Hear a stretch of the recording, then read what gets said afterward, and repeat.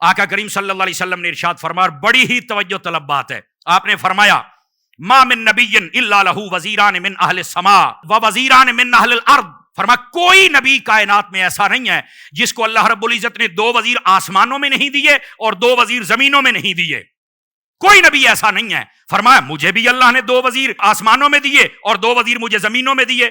پوچھا یا رسول اللہ صلی اللہ علیہ وسلم آسمانوں والے وزیر کون سے ہیں؟ تو آقا کریم علیہ السلام نے فرمایا فجبرائیل و میکائیل، ایک کا نام جبرائیل ہے، دوسرے کا نام میکائیل ہے۔ جب یہ پوچھا گیا کہ زمین کے آپ کے وزیر کون ہیں؟ فرمایا ابو بکر و عمر، ایک کا نام ابو بکر ہے، دوسرے کا نام عمر ہے۔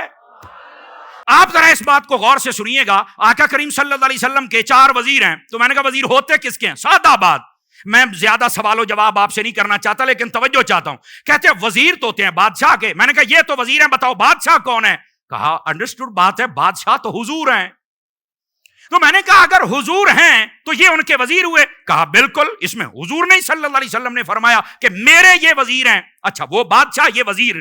تو میں نے کہا پھر میرا ایک سادہ سا سوال ہے، بالکل ہی سادہ سا، آپ بتائیں کہ آسمان والے وزیر جبرائیل اور میکائیل یہ دونوں مردہ ہیں یا زندہ ہیں؟ کہا یہ تو زندہ ہیں۔ میں نے کہا اچھا رکیے، آپ کے جو زمینوں والے وزیر ہیں حضرت ابو بکر اور حضرت عمر تو شہید ہوئے نا؟ کہا بالکل شہید ہوئے۔ شہید مردہ یا زندہ ہے؟ کہا زندہ ہوتا ہے۔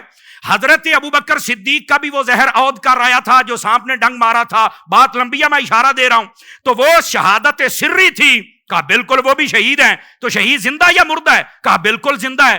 تو میں نے کہا آقا کریم کے وزیر آسمانوں والے وہ بھی زندہ، زمینوں والے شہید وہ بھی زندہ، تو مجھے یہ تو بتاؤ جس بادشاہ کے وزیر زندہ ہیں وہ بادشاہ کیسے مردہ ہے؟